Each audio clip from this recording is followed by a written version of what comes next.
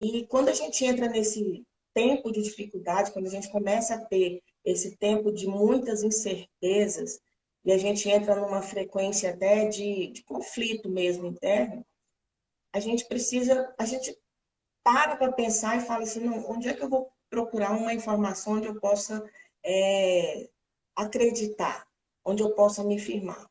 E aí eu lembro bem quando Eliú foi falar com Jó, ele era mais jovem, e aí ele deixou para falar por último, porque ele era o mais jovem. Né? Uhum. Então, assim, porque os mais velhos tinham a oportunidade de falar primeiro, eles tinham mais voz, né?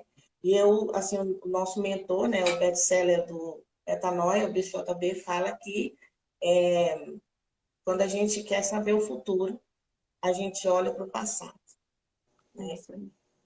E aí eu falei, bom, eu vou olhar então para o passado para ver como é que o que eu tenho para esse presente. E aí então eu começar a fazer uma leitura melhor da nossa história atual, né, do nosso presente. E nesse caos que tá, porque a gente não sabe a incerteza de todos os lados, eu falei, qual é a Uhum. história que mais me lembra de caos? A mais antiga, porque eu quero começar a fazer uma retrospectiva. E aí, então, lembrei lá de Gênesis 1, quando a terra era sem forma e vazia e estava tudo parado, tudo um caos. E aí Deus chegou com a fé de Deus, ele começou a declarar uma ordem pelo que ele acreditava. E aí ele começou a criar. A partir daí a gente já conhece toda a história. Mas o que eu quero chamar a atenção é Deus teve fé para poder começar a criar, começar a declarar o que ele queria ver e não o que ele estava vendo, né? A partir daí a gente vai vendo que Deus colocou o homem num lugar organizado, um jardim organizado, onde tudo era sincronizado, cronologicamente sincronizado, organizado e sincronizado, coordenado por Deus. E o homem, então, perdeu esse lugar no jardim. Eu não vou entrar nas histórias aqui, porque eu só estou Uhum. fazendo uma linha histórica para começar a pensar um pouco de inteligência espiritual, né? E então Deus começou ali, estudando essa linha cronológica de Deus, porque é um muito tempo, não dá para a gente estudar a linha cronológica quando a gente fala de eternidade, porque a gente não Sim, tem claro. o início do início, ele simplesmente Uhum. Deus simplesmente é. Mas a gente Exato. vê Deus agindo em todo o tempo, no Velho Testamento, nos profetas maiores, nos profetas menores.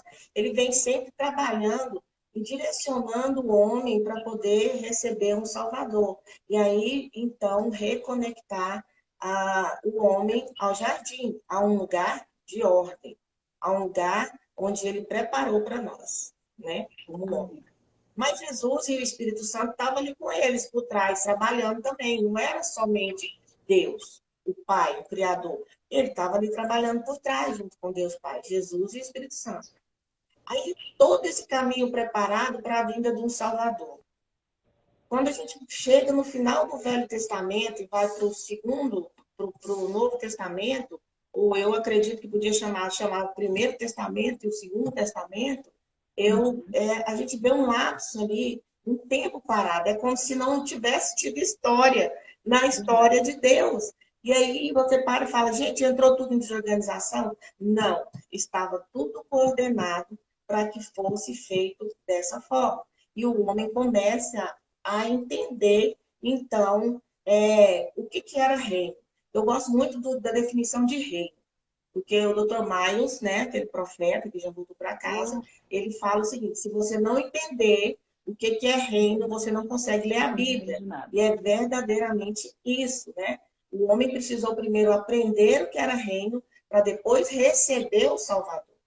Então vem Jesus em forma de homem, carne, para ser o nosso Salvador. Então aí a gente começa a entender uma era de uma invasão de um reino mais organizado, superior, para esse reino que estava totalmente em desordem de novo. Veja bem que Fora da nós ordem do caminhamos, Pai. parece que a gente caminha sempre para a desordem, mas não é. Acredito eu que quando a desordem chega num caos tão grande que você não consegue entender e começa a ter essas dificuldades para poder visualizar o que está acontecendo, o conflito e a desordem na Terra, eu acredito que Deus quer fazer uma intervenção sobrenatural, Para trazer que uma nova foi ordem. a vinda de Jesus na Terra, nesse caso. E aí, então, a gente vê Jesus se entregando, morrendo na cruz e ascendendo aos céus. Só que antes dele ir, ele falou assim, olha, vai vir outro igual a mim. Mas ele não vai falar dele, ele vai falar de mim e ele vai falar do meu pai, Criador, Pai querido. Porque ele trabalha até hoje e eu vou continuar trabalhando também. Então, ele vai falar do que eu ensinei para vocês aqui e ele vai também falar do que está acontecendo. E aí vem aquela invasão sobrenatural, porque o Espírito Santo ele é assim, ele é um gentleman, né? Mas quando ele quer fazer uma entrada triunfal, ele faz direitinho. Ele faz com língua de fogo, né? Ele faz mexendo com todo mundo. E é justamente essa a grande expectativa desse tempo, ao meu ver. É mais uma vez um tempo de desordem que a gente está vivendo aqui. Porque quando o Espírito Santo inaugurou ali em 33 a entrada dele na Terra, para que seja, para levedar toda a Terra, para que todo homem pudesse, então, ter essa oportunidade de poder conversar com Deus a qualquer lugar, sobre qualquer circunstâncias, estando preso fisicamente ou não, então ele inaugurou ali em 33. Aí você fala, mas Jana, nós já estamos em 2021, ele inaugurou e cadê o Espírito Santo, então? Né? Que ele veio para poder tomar, ele vem sempre ali despontando e se apresentando de uma forma ou outra.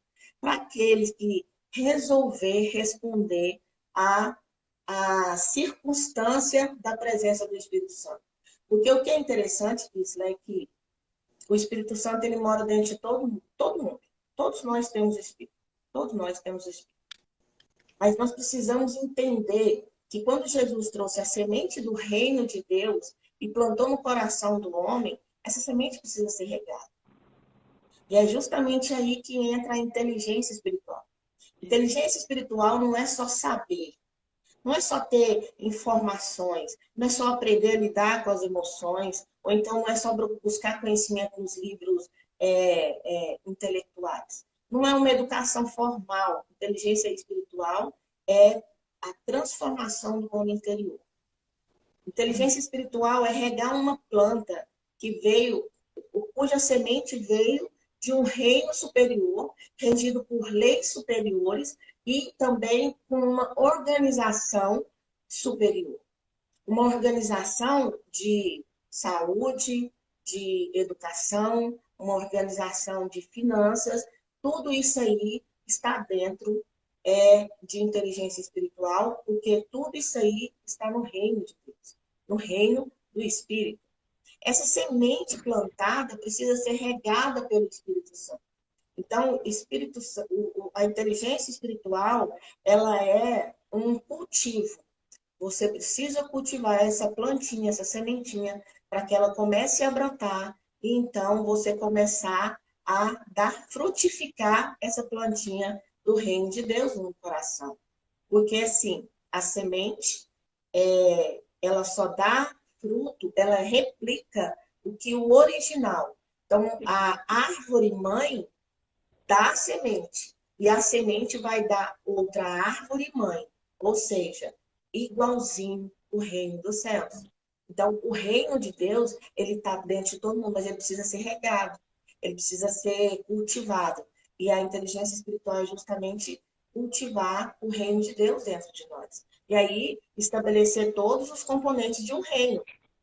Educação financeira, educação econômica, a educação formal, tudo isso aí está dentro do reino que mora dentro de você e pode ser revelado através do Espírito Santo. Esse é o grande mistério que Paulo fala, que lhe foi revelado os mistérios dos céus. Mas ele não podia contar. Por que ele não podia contar os mistérios dos céus? Porque o mistério do reino espiritual, quem vai te ensinar, como um bom professor, assim como Jesus, mencionou isso e ele falou que ele ia ensinar, é o próprio Espírito Santo. Então, é a partir daí que a gente pode começar a ver a manifestação. E por que eu estou contando toda essa história? Porque quando Deus, quando o homem saiu do jardim, o que aconteceu? Ele começou a viver em caos. E Deus redirecionou a história dele. Quando Jesus chegou na Terra, a Terra estava em caos. E hoje a gente pode dizer que a gente está vivendo em caos. Qual que é a minha visão de futuro? É a hora do cumprimento. Lá em Daniel, Daniel fala assim que quando ele teve a visão do futuro, ele falou assim, ó, no futuro, nessa época, no futuro, o conhecimento vai aumentar demais. Então, a gente, a gente vê que há uma década atrás, nós começamos a desenvolver mais o conhecimento. Foi tanta ciência, a tecnologia e a ciência, elas se casaram e começaram a desenvolver. Foi um projeto que deu certo, né? E mais nessa última década, até a melhor da ciência que tinha acontecido, ela foi renovada. Mudou-se a visão, de uma Sim. visão de separativismo para uma visão de cooperativismo, que a gente já sabe sobre isso, né? E por que eu estou falando tudo isso? Porque agora é a hora de manifestar Abacuque 2,14, que fala que nos últimos dias a terra se encherá do espírito de conhecimento da glória de Deus. Então, o que eu estou aqui declarando como uma voz profética e falando O para vocês espírito que de pelo cultivo do conhecimento. Espírito Santo dentro de nós podemos declarar para cada um que agora o Espírito Santo não vai ser mais não vai ser mais uma ou outra pessoa que vai receber e vai poder então declarar. Agora é a como é que fala? A completude, a plenitude da A presença do plenitude da Espírito Santo. palavra de Deus, Conhecer o Espírito da Santo e manifestação do andar com Espírito ele é Santo. desenvolver-se emocionalmente, intelectualmente e desenvolver também o seu físico. Então, essa é a minha visão de futuro, essa é a minha visão de inteligência espiritual.